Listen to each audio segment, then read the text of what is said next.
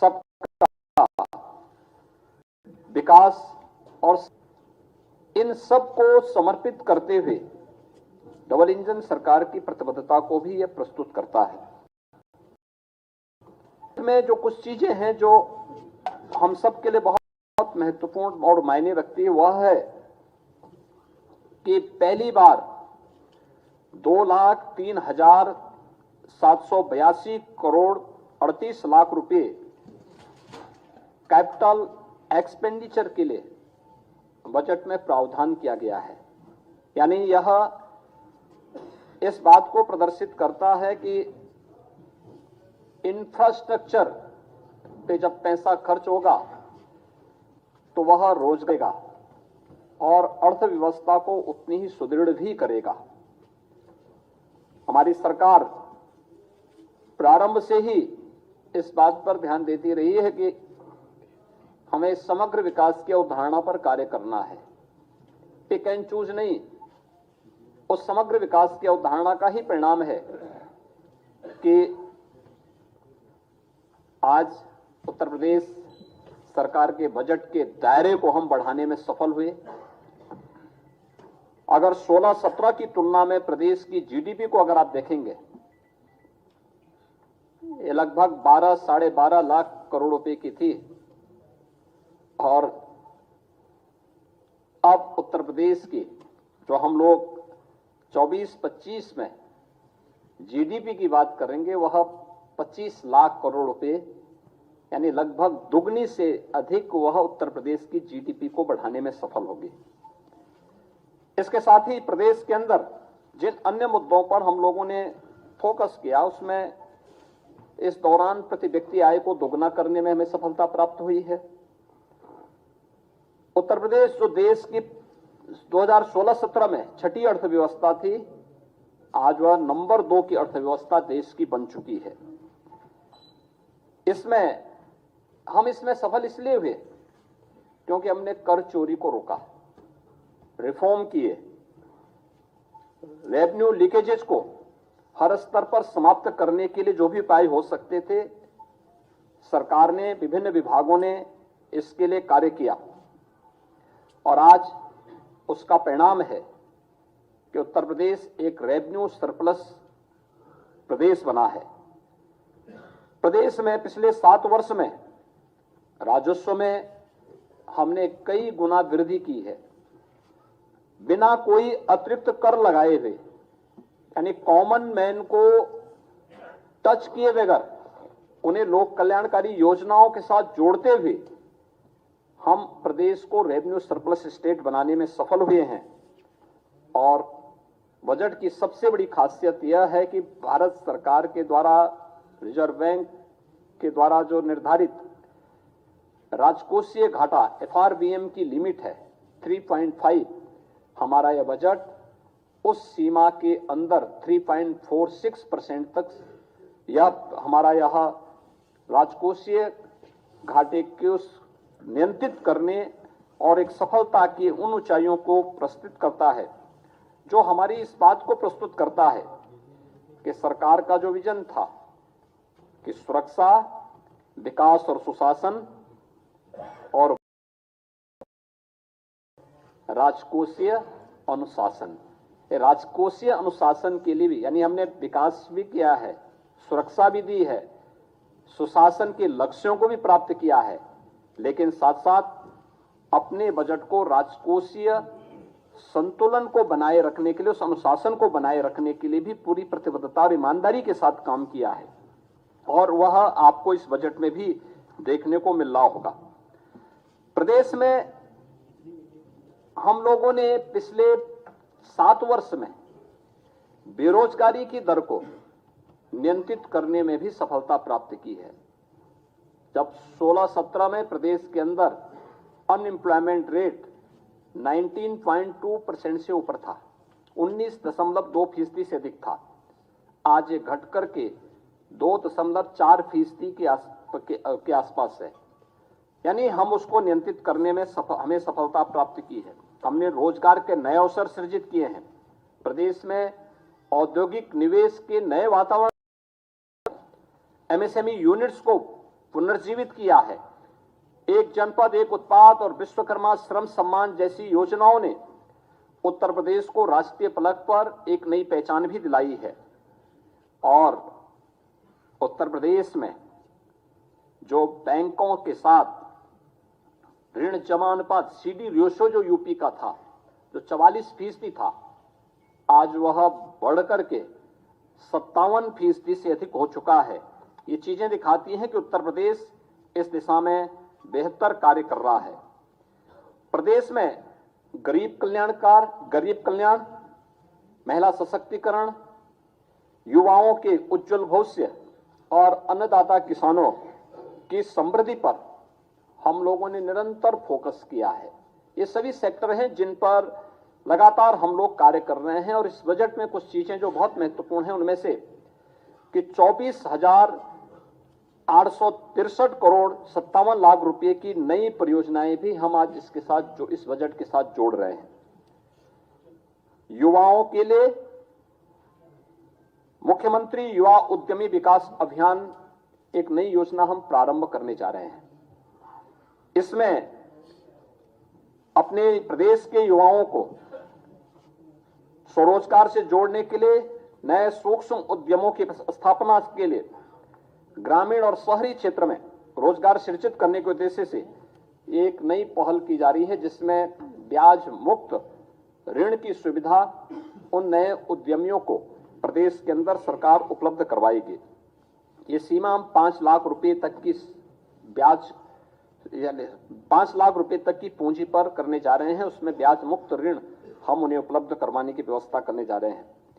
दूसरा, प्रदेश में रोजगार प्रोत्साहन कोष के गठन की कार्रवाई, जिसमें ट्रेनिंग, इंटर्नशिप और अप्रेंटिसशिप की स्कीम को वित्त पोषण की कार्रवाई के साथ हम इसके साथ जोड़ेंगे।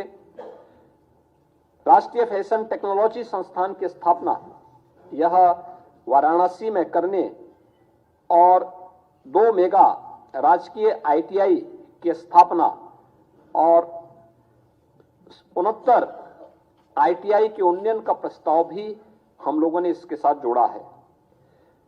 Sports science and injury centre की स्थापना की कार्रवाई भी प्रदेश में है।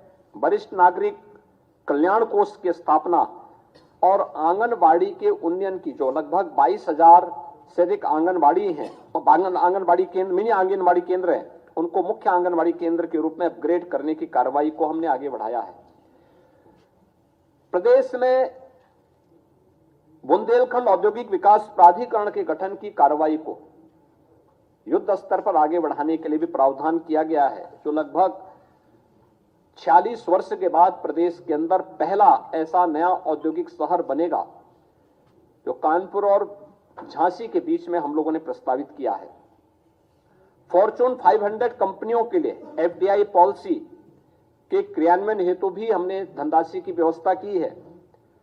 आगरा लखनऊ एक्सप्रेसवे को पूर्वांचल एक्सप्रेसवे के साथ जोड़ने के लिए लिंक एक्सप्रेसवे के निर्माण की कार्रवाई को भी हम लोग इस बजट में हम लोगों ने प्राथमिकता दी है। इनोवेशन एंड रिसर्च के लिए आर्टिफिशियल इंटेलिजेंस, मशीन लर्निंग और स्टेट ऑफ आर्ट टेक्नोलॉजी के प्रयोग को प्रोत्साहन देने के लिए भी हम लोगों ने यहां पर व्यवस्था दी, बजट में प्रावधान किया है। IIT कानपुर में medical research and technology centre की स्थापना, 500 बेडेड सुपर स्पेशलिटी हॉस्पिटल की स्थापना की कार्रवाई को भी इस बजट में हम लोगों ने, प्रदेश की जो महत्वपूर्ण चीजें हैं जिस पर जो हमारे पास पोटेंशियल है, वह स्पिरिचुअल टूरिज्म का बहुत बड़ा स्कोप हमारे पास है। अयोध्या है, काशी है, मथुरा वृंदावन है, नैमिषारण्य है, विंध्यवासिनी धाम है, देवपाटन है, बरेली में नाथ कॉरिडोर है। इनकी थीम पर आधारित अवस्थापना विकास की कार्रवाई, प्रयागराज कुंभ के लिए अभी से प्रावधान करके उन सभी कार्यों को समयबद्ध तरीके से आगे बढ़ाने के साथ साथ कुंभ संग्रहालय की स्थापना प्रयागराज में करने और विभिन्न विकास की योजनाओं के लिए भी अभी से बजट का प्रावधान प्रयागराज कुंभ के लिए हम लोगों ने किया है। निसारनाथ गुह्य सांस्कृतिक केंद्र श्रृंगेरपुर के लिए, इसके अलावा आजमगढ़ में हरिहरपुर में संगीत महाविद्यालय की स्थापना और महर्षि वाल्मीकि सांस्कृतिक केंद्र चित्रकूट की स्थापना के लिए भी धनराशि की व्यवस्था की है। तो अयोध्या में अंतर्राष्ट्रीय रामायण एवं वैदिक शोध केंद्र की स्थापना के लिए भी बजट का प्रावधान इस बजट में किया गया है। कृषि हमारा एक प्राथमिक सेक्टर है यूपी जैसे राज्य में, जहां की एक बड़ी आबादी कृषि पर आधारित है। इसमें अन्नदाता किसानों के लिए हम लोगों ने मुख्यमंत्री खेत सुरक्षा योजना प्रस्तावित की है। प्रदेश में राज्य कृषि विकास योजना प्रस्तावित की गई है, इसके लिए भी धनराशि की व्यवस्था की गई है। प्रदेश के अंदर जो हमारे लगभग जो प्रदेश के अंदर निजी नलकूप हैं, उनसे जुड़े हुए किसानों को हम लोग बिजली उपलब्ध करवा सकें, इसके लिए निःशुल्क विद्युत आपूर्ति के लिए भी धनराशि का प्रावधान हमने बजट में किया हुआ है। और उत्तर प्रदेश की खेती को ग्लोबल वार्मिंग से भी उनकी पैदावार में प्रभाव न्यूनतम किया जा सके, इसके लिए automatic weather station, automatic rain gauge की स्थापना के लिए भी हर ग्राम पंचायत में स्थापित करने के लिए हम लोगों ने बजट का प्रावधान किया है, जो खेती किसानी के लिए, बागवानी के लिए, किसानों के लिए अत्यंत उपयोगी साबित होगा। वह भी हम इसके साथ करने जा रहे हैं।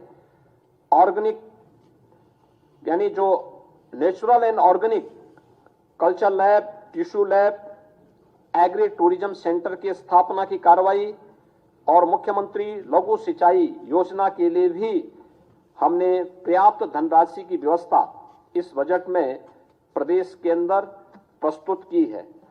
बजट मुख्य रूप से प्रधानमंत्री जी के उन संकल्पों को, जो प्रधानमंत्री जी का विजन है कि उत्तर प्रदेश देश की इकोनॉमी के ग्रोथ इंजन के रूप में अपनी भूमिका का निर्वहन करे, उत्तर प्रदेश का ये बजट उसका प्रतिनिधित्व करता है। $1 ट्रिलियन की इकोनॉमी उत्तर प्रदेश बन सके, जैसे कि मैंने आपको बताया कि पिछले 7 वर्ष में उत्तर प्रदेश की इकोनॉमी को हम दोगुना करने में सफल हुए, प्रति व्यक्ति आय को दोगुना करने में सफल हुए, और आज उत्तर प्रदेश देश की सबसे बड़ी तेजी के साथ उभरती हुई अर्थव्यवस्था में से एक है। तो स्वाभाविक रूप से यह बजट उन सभी भावनाओं का प्रतिनिधित्व करता है। प्रदेश में यह वर्ष हमारे लिए बहुत महत्वपूर्ण है। प्रदेश की स्थापना का, यानी प्रदेश के उत्तर प्रदेश नामकरण आने के बाद 1950 से लेकर के अब तक, जब 24 जनवरी 1950 को उत्तर प्रदेश का नोटिफिकेशन हुआ था, तो उसका ये अमृत काल है। अमृत काल में उत्तर प्रदेश के उन लक्ष्यों को प्राप्त करने के समय यह बजट उत्तर प्रदेश की अर्थव्यवस्था को एक नई ऊंचाई प्रदान करने वाला होगा। $1 ट्रिलियन की इकोनॉमी को अचीव करने के प्रधानमंत्री जी के विजन को आगे बढ़ाने में मील का पत्थर साबित होगा। और बजट में ग्रीन बजट की अवधारणा को भी सार्थक करने की दिशा में बहुत महत्वपूर्ण कार्य किए गए हैं, जिसमें 17 महत्वपूर्ण विभागों को प्रदेश के अंदर अंतर्राष्ट्रीय मानकों के आधार पर ग्रीन टैगिंग की शुरुआत का भी शुभारंभ हुआ है। बजट अनुमानों में तमाम अन्य कार्यों के साथ साथ उत्तर प्रदेश को, यानी ग्रीन टैगिंग करने वाला उत्तर प्रदेश देश का संभवतः पहला राज्य होगा जो इस दिशा में अपने प्रयासों को आगे बढ़ा रहा है। प्रदेश के अंदर हमने पिछले 2 वित्तीय वर्षों में आम बजट की जो हमारी प्रस्तुति थी वह डिजिटल हो गई है। पहले की भांति बजट पुस्तकों को प्रकाशित कराने की प्रथा लगभग समाप्त है। यह भी पर्यावरण के दुष्प्रभावों को काफी हद तक कंट्रोल करता है, कम करता है। हमारा 24-25 का यह बजट पिंक बजट भी है। यह प्रदेश की मातृशक्ति को, माताओं और बहनों को बेटियों को उनसे संबंधित विभिन्न योजनाओं को चिन्हित करके उन पर भी फोकस किया गया, ध्यान आकर्षित किया गया है। महिलाओं की, बालिकाओं के कल्याण, उनके सशक्तिकरण, संतुलित और उनके सर्वांगीण विकास की, जैसे मुख्यमंत्री कन्या सुमंगला की योजना का धनराशि हम लोगों ने 15,000 से बढ़ा के 25,000 रुपए किए हैं। इस प्रकार की अनेक अन्य घोषणाएं भी प्रदेश में की गई हैं।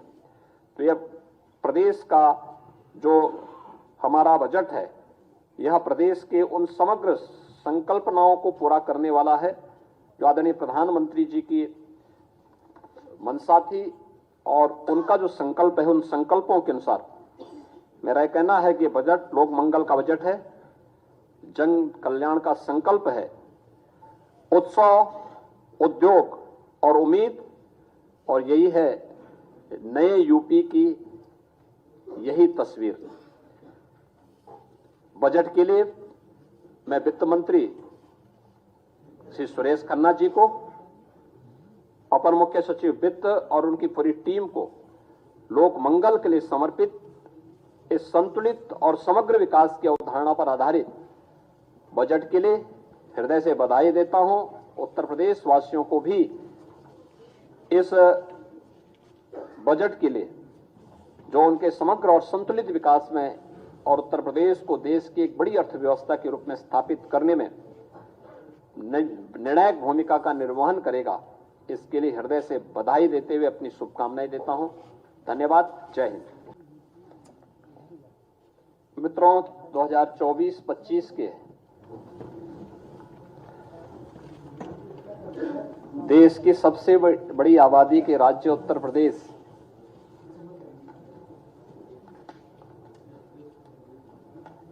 के सामान्य बजट के लिए मैं आयोजित इस प्रेस कॉन्फ्रेंस में अपनी पूरी टीम की ओर से आपका हृदय से अभिनंदन करता हूं।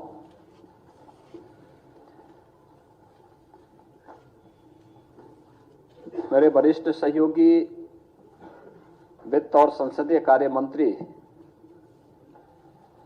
श्री सुरेश खन्ना जी ने अपना 5वां बजट आज उत्तर प्रदेश विधानसभा में प्रस्तुत किया। जैसा कि आप सब जानते हैं कि हमारी सरकार का ये 7वां बजट है और 8वां बजट है। 7 बजट हम लोग से पहले प्रस्तुत कर चुके हैं और प्रत्येक ने अपने किसी एक थीम को लेकर के प्रदेश के लोक मंगल के लिए उस बजट को प्रस्तुत किया है। हमारा पहला जो बजट था वह 17-18 का, वह प्रदेश के अन्नदाता किसानों को समर्पित था। 2018-19 का बजट हम लोगों ने प्रदेश के इंफ्रास्ट्रक्चर और इंडस्ट्रियल विकास के लिए, औद्योगिक विकास के लिए हम लोगों ने समर्पित किया था। 2019-20 का हमारा प्रदेश का बजट मातृशक्ति को समर्पित करते हुए, मिशन शक्ति के अभियान को आगे बढ़ाते हुए महिला सशक्तिकरण के लिए हम लोगों ने समर्पित किया था। 2020-21 का बजट प्रदेश के युवा ऊर्जा को समर्पित था। 21-22 का बजट प्रदेश के स्वावलंबन से सशक्तिकरण के इस अभियान को समर्पित था और 22-23 को अंत्योदय से आत्मनिर्भरता का प्रदेश का बजट रहा है। वर्ष 23-24 का बजट हमारी सरकार ने त्वरित एवं सर्वसमावेशी विकास के लिए समर्पित किया। तो आज का जो बजट है, जो हमारे वित्त मंत्री जी ने प्रस्तुत किया है, वह बजट प्रभु श्री राम को समर्पित करते हुए लोक मंगल की उन भावनाओं को समर्पित किया कि यही मह आदि मध्य अवसाना प्रभु प्रतिपाद्य राम भगवाना। तुलसीदास जी के इन शब्दों में कि बजट की शुरुआत में, बजट के मध्य में और अंत में भी प्रभु श्री राम हैं। उनके विचार में, उनके संकल्प में एक एक शब्द में श्री राम है, क्योंकि श्री राम लोक मंगल के पर्याय हैं और यह बजट भी लोक मंगल को समर्पित करते हुए प्रदेश के समग्र और संतुलित विकास का उत्तर प्रदेश का एक आर्थिक दस्तावेज है। मैं इसके लिए वित्त मंत्री, अपर मुख्य सचिव वित्त और उनकी पूरी टीम को इस समग्र विकास और समग्र एवं संतुलित विकास की अवधारणा को सार्थक बनाने के उद्देश्य से प्रस्तुत इस बजट के लिए हृदय से बधाई देता हूं। मित्रों, हम सब जानते हैं कि आस्था, अंत्योदय और अर्थव्यवस्था को जो समर्पित हमारा आज का ये बजट है, ये अब तक का उत्तर प्रदेश का सबसे बड़ा बजट है। 7,36,437 करोड़ रुपए का ये बजट, यानी 7 लाख की सीमा को क्रॉस किया है। अगर आप देखेंगे 2023-24 की तुलना में बजट में 6.7% की वृद्धि इसमें की गई है। और अगर आप देखेंगे कि प्रदेश का जो बजट का आकार में जो बढ़ोतरी हुई है, यह बजट प्रदेश की अर्थव्यवस्था को विस्तार देने की डबल इंजन सरकार की जो प्रतिबद्धता है, आदरणीय प्रधानमंत्री जी का जो विजन है, उनके उस विजन को सबका साथ, सबका विश्वास, सबका विकास और सबका प्रयास, इन सब को समर्पित करते हुए डबल इंजन सरकार की प्रतिबद्धता को भी यह प्रस्तुत करता है। बजट में जो कुछ चीजें हैं जो हम सब के लिए बहुत महत्वपूर्ण और मायने रखती है, वह है कि पहली बार 2,03,782 करोड़ 38 लाख रुपए कैपिटल एक्सपेंडिचर के लिए बजट में प्रावधान किया गया है। यानी यह इस बात को प्रदर्शित करता है कि इंफ्रास्ट्रक्चर पे जब पैसा खर्च होगा तो वह रोजगार देगा और अर्थव्यवस्था को उतनी ही सुदृढ़ भी करेगा। हमारी सरकार प्रारंभ से ही इस बात पर ध्यान देती रही है कि हमें समग्र विकास की अवधारणा पर कार्य करना है, पिक एंड चूज नहीं। उस समग्र विकास की अवधारणा का ही परिणाम है कि आज उत्तर प्रदेश सरकार के बजट के दायरे को हम बढ़ाने में सफल हुए। अगर 16-17 की तुलना में प्रदेश की जीडीपी को अगर आप देखेंगे, ये लगभग 12-12.5 लाख करोड़ रुपए की थी और अब उत्तर प्रदेश की जो हम लोग 24-25 में जीडीपी की बात करेंगे, वह 25 लाख करोड़ रुपए, यानी लगभग दुगनी से अधिक वह उत्तर प्रदेश की जीडीपी को बढ़ाने में सफल होगी।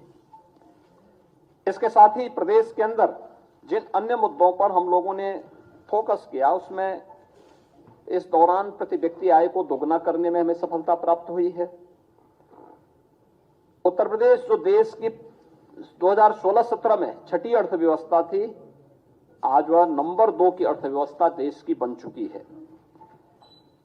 इसमें हम इसमें सफल इसलिए हुए क्योंकि हमने कर चोरी को रोका, रिफॉर्म किए, रेवेन्यू लीकेजेस को हर स्तर पर समाप्त करने के लिए जो भी उपाय हो सकते थे, सरकार ने, विभिन्न विभागों ने इसके लिए कार्य किया और आज उसका परिणाम है कि उत्तर प्रदेश एक रेवेन्यू सरप्लस प्रदेश बना है।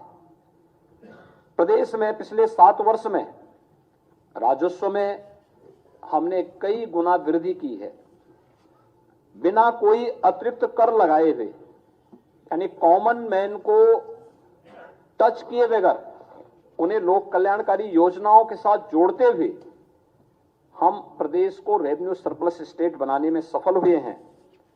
और बजट की सबसे बड़ी खासियत यह है कि भारत सरकार के द्वारा, रिजर्व बैंक के द्वारा जो निर्धारित राजकोषीय घाटा FRBM की लिमिट है 3.5, हमारा यह बजट उस सीमा के अंदर 3.46% तक यह हमारा यह राजकोषीय घाटे को नियंत्रित करने और एक सफलता की उन ऊंचाइयों को प्रस्तुत करता है, जो हमारी इस बात को प्रस्तुत करता है कि सरकार का जो विजन था कि सुरक्षा, विकास और सुशासन और राजकोषीय अनुशासन, राजकोषीय अनुशासन के लिए भी, यानी हमने विकास भी किया है, सुरक्षा भी दी है, सुशासन के लक्ष्यों को भी प्राप्त किया है, लेकिन साथ साथ अपने बजट को राजकोषीय संतुलन को बनाए रखने के लिए, उस अनुशासन को बनाए रखने के लिए भी पूरी प्रतिबद्धता और ईमानदारी के साथ काम किया है और वह आपको इस बजट में भी देखने को मिल रहा होगा। प्रदेश में हम लोगों ने पिछले 7 वर्ष में बेरोजगारी की दर को नियंत्रित करने में भी सफलता प्राप्त की है। जब 16-17 में प्रदेश के अंदर अनएम्प्लॉयमेंट रेट 19.2% से ऊपर था, 19.2% से अधिक था, आज ये घट करके 2.4% के आसपास है। यानी हम उसको नियंत्रित करने में हमें सफलता प्राप्त की है। हमने रोजगार के नए अवसर सृजित किए हैं, प्रदेश में औद्योगिक निवेश के नए वातावरण, MSME यूनिट्स को पुनर्जीवित किया है। एक जनपद एक उत्पाद और विश्वकर्मा श्रम सम्मान जैसी योजनाओं ने उत्तर प्रदेश को राष्ट्रीय फलक पर एक नई पहचान भी दिलाई है। और उत्तर प्रदेश में जो बैंकों के साथ ऋण जमा अनुपात CD रेशो जो यूपी का था, जो 44% था, आज वह बढ़कर के 57% से अधिक हो चुका है। ये चीजें दिखाती हैं कि उत्तर प्रदेश इस दिशा में बेहतर कार्य कर रहा है। प्रदेश में गरीब कल्याण, महिला सशक्तिकरण, युवाओं के उज्जवल भविष्य और अन्नदाता किसानों की समृद्धि पर हम लोगों ने निरंतर फोकस किया है। ये सभी सेक्टर हैं जिन पर लगातार हम लोग कार्य कर रहे हैं और इस बजट में कुछ चीजें जो बहुत महत्वपूर्ण हैं उनमें से कि 24,863 करोड़ 57 लाख रुपए की नई परियोजनाएं भी हम आज इसके साथ जो इस बजट के साथ जोड़ रहे हैं। युवाओं के लिए मुख्यमंत्री युवा उद्यमी विकास अभियान एक नई योजना हम प्रारंभ करने जा रहे हैं। इसमें अपने प्रदेश के युवाओं को स्वरोजगार से जोड़ने के लिए, नए सूक्ष्म उद्यमों की स्थापना के लिए, ग्रामीण और शहरी क्षेत्र में रोजगार सृजित करने के उद्देश्य से एक नई पहल की जा रही है, जिसमें ब्याज मुक्त ऋण की सुविधा उन नए उद्यमियों को प्रदेश के अंदर सरकार उपलब्ध करवाएगी। ये सीमा हम 5 लाख रुपए तक की ब्याज, यानी 5 लाख रुपए तक की पूंजी पर करने जा रहे हैं। उसमें ब्याज मुक्त ऋण हम उन्हें उपलब्ध करवाने की व्यवस्था करने जा रहे हैं। दूसरा, प्रदेश में रोजगार प्रोत्साहन कोष के गठन की कार्रवाई, जिसमें ट्रेनिंग, इंटर्नशिप और अप्रेंटिसशिप की स्कीम को वित्त पोषण की कार्रवाई के साथ हम इसके साथ जोड़ेंगे। राष्ट्रीय फैशन टेक्नोलॉजी संस्थान की स्थापना यह वाराणसी में करने और 2 मेगा राजकीय ITI की स्थापना और 69 ITI के उन्नयन का प्रस्ताव भी हम लोगों ने इसके साथ जोड़ा है। Sports science and injury centre की स्थापना की कार्रवाई भी प्रदेश में है। वरिष्ठ नागरिक कल्याण कोष की स्थापना और आंगनबाड़ी के उन्नयन की, जो लगभग 22,000 से अधिक आंगनबाड़ी हैं और आंगनबाड़ी केंद्र, मिनी आंगनबाड़ी केंद्र हैं, उनको मुख्य आंगनबाड़ी केंद्र के रूप में अपग्रेड करने की कार्रवाई को हमने आगे बढ़ाया है। प्रदेश में बुंदेलखंड औद्योगिक विकास प्राधिकरण के गठन की कार्रवाई को युद्ध स्तर पर आगे बढ़ाने के लिए भी प्रावधान किया गया है, जो लगभग 46 वर्ष के बाद प्रदेश के अंदर पहला ऐसा नया औद्योगिक शहर बनेगा, जो कानपुर और झांसी के बीच में हम लोगों ने प्रस्तावित किया है। फॉर्चून 500 कंपनियों के लिए FDI पॉलिसी के क्रियान्वयन हेतु भी हमने धनराशि की व्यवस्था की है। आगरा लखनऊ एक्सप्रेसवे को पूर्वांचल एक्सप्रेसवे के साथ जोड़ने के लिए लिंक एक्सप्रेसवे के निर्माण की कार्रवाई को भी हम लोग इस बजट में हम लोगों ने प्राथमिकता दी है।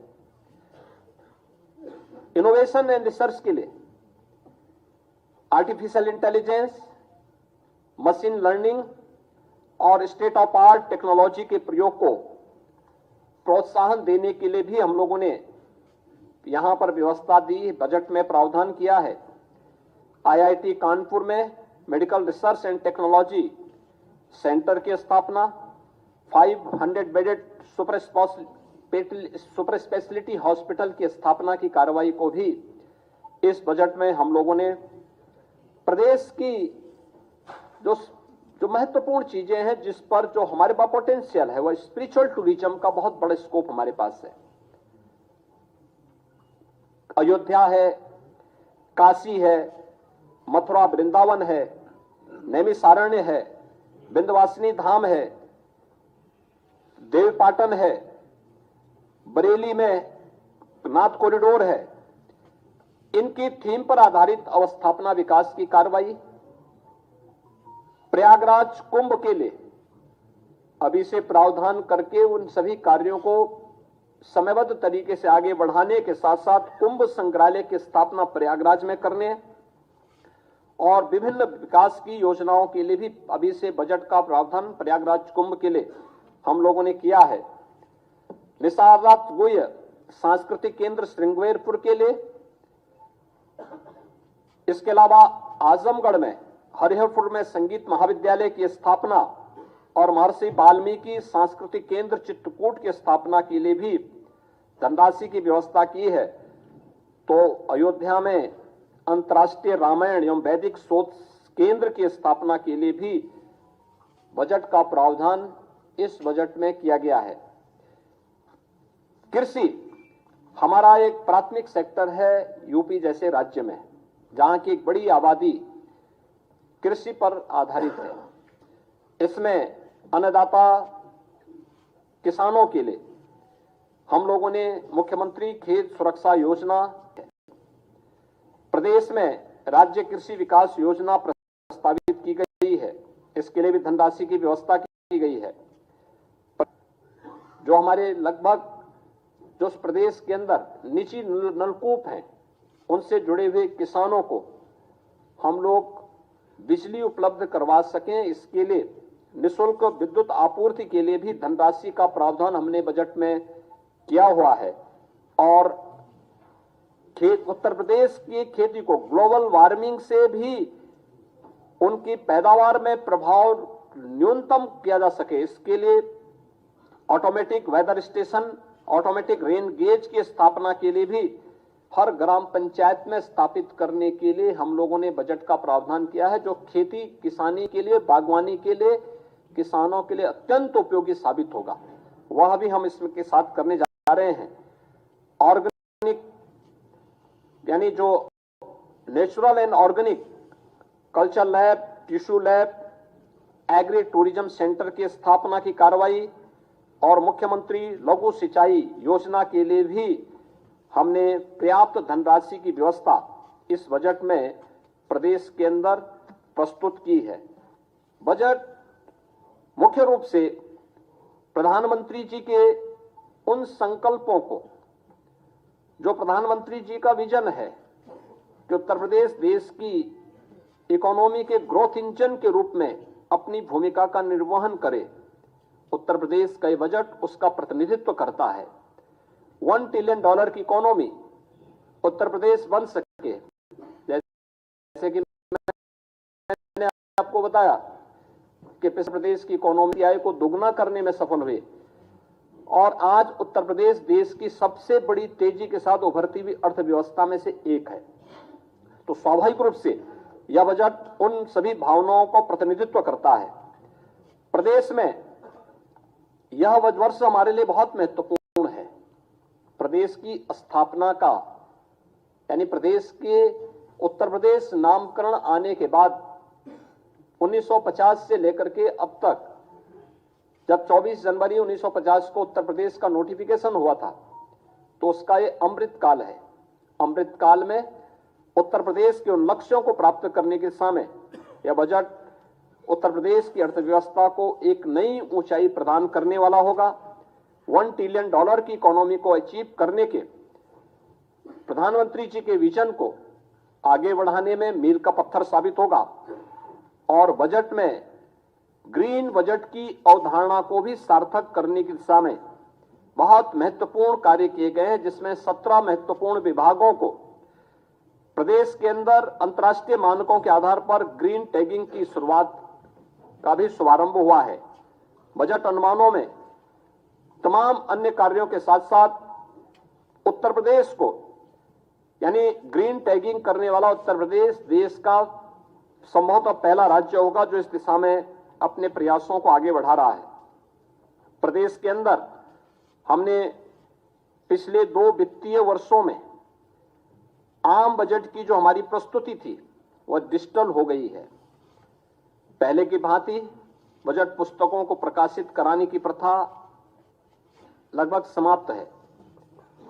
यह भी पर्यावरण के दुष्प्रभावों को काफी हद तक कंट्रोल करता है, कम करता है।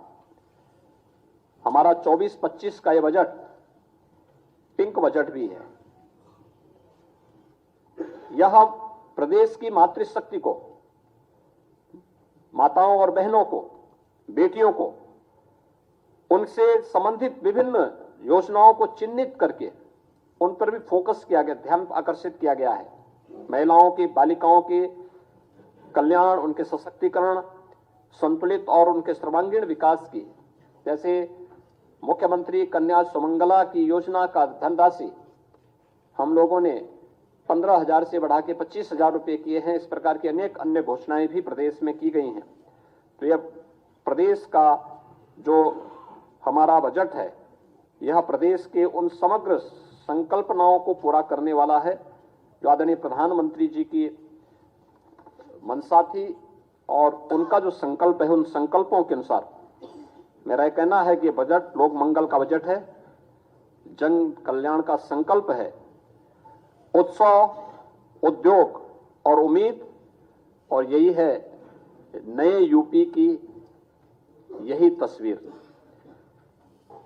बजट के लिए मैं वित्त मंत्री श्री सुरेश खन्ना जी को, अपर मुख्य सचिव वित्त और उनकी पूरी टीम को लोक मंगल के लिए समर्पित इस संतुलित और समग्र विकास की अवधारणा पर आधारित बजट के लिए हृदय से बधाई देता हूं। उत्तर प्रदेश वासियों को भी इस बजट के लिए, जो उनके समग्र और संतुलित विकास में और उत्तर प्रदेश को देश की एक बड़ी अर्थव्यवस्था के रूप में स्थापित करने में निर्णायक भूमिका का निर्वहन करेगा, इसके लिए हृदय से बधाई देते हुए अपनी शुभकामनाएं देता हूं। धन्यवाद। जय हिंद। मित्रों, 2024-25 के देश की सबसे बड़ी आबादी के राज्य उत्तर प्रदेश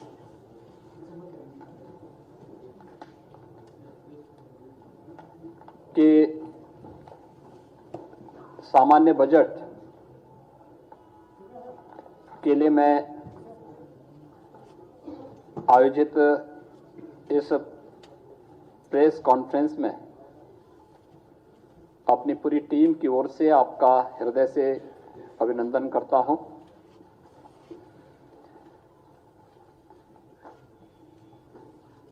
मेरे वरिष्ठ सहयोगी वित्त और संसदीय कार्य मंत्री श्री सुरेश खन्ना जी ने अपना 5वां बजट आज उत्तर प्रदेश विधानसभा में प्रस्तुत किया। जैसा कि आप सब जानते हैं कि हमारी सरकार का ये 7वां बजट है और 8वां बजट है। 7 बजट हम लोग से पहले प्रस्तुत कर चुके हैं और प्रत्येक ने अपने किसी एक थीम को लेकर के प्रदेश के लोक मंगल के लिए उस बजट को प्रस्तुत किया है। हमारा पहला जो बजट था वह 17-18 का, वह प्रदेश के अन्नदाता किसानों को समर्पित था। 2018-19 का बजट हम लोगों ने प्रदेश के इंफ्रास्ट्रक्चर और इंडस्ट्रियल विकास के लिए, औद्योगिक विकास के लिए हम लोगों ने समर्पित किया था। 2019-20 का हमारा प्रदेश का बजट मातृशक्ति को समर्पित करते हुए, मिशन शक्ति के अभियान को आगे बढ़ाते हुए महिला सशक्तिकरण के लिए हम लोगों ने समर्पित किया था। 2020-21 का बजट प्रदेश के युवा ऊर्जा को समर्पित था। 21-22 का बजट प्रदेश के स्वावलंबन से सशक्तिकरण के इस अभियान को समर्पित था और 22-23 को अंत्योदय से आत्मनिर्भरता का प्रदेश का बजट रहा है। वर्ष 23-24 का बजट हमारी सरकार ने त्वरित एवं सर्वसमावेशी विकास के लिए समर्पित किया। तो आज का जो बजट है, जो हमारे वित्त मंत्री जी ने प्रस्तुत किया है, वह बजट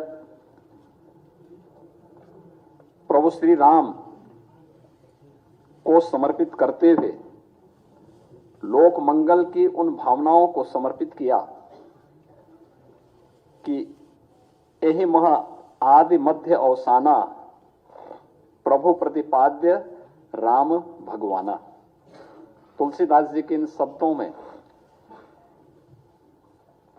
कि बजट की शुरुआत में, बजट के मध्य में और अंत में भी प्रभु श्री राम हैं।